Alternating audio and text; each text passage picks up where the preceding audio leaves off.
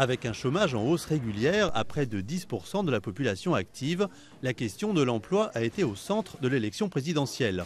François Hollande prône des mesures de relance avec la création de 500 000 contrats de génération et 150 000 emplois d'avenir pour les jeunes.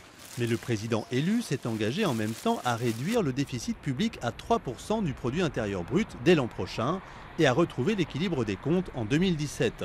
Difficile d'avancer en même temps dans ces deux directions, selon cet économiste. Il faut d'abord retrouver le chemin de la croissance. Une fois qu'on aura retrouvé le chemin de la croissance, par des initiatives notamment européennes, alors la question de la soutenabilité de la dette, de l'ajustement budgétaire se fera plus naturellement, plus rapidement et plus facilement.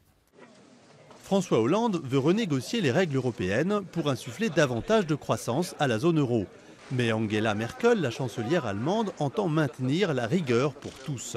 La Commission européenne, elle, se montre plus ouverte aux propositions françaises, mais dans ses dernières prévisions économiques publiées vendredi, Bruxelles tacle la France. Il est vrai que les projections des autorités françaises sont légèrement plus optimistes que les nôtres, notamment pour l'année prochaine. Ces différences sont dues au rythme de la reprise des investissements et des exportations. Avec une croissance réduite, un déficit public élevé et un partenaire allemand jusqu'ici intraitable sur la rigueur, les marges de manœuvre du nouveau président seront étroites.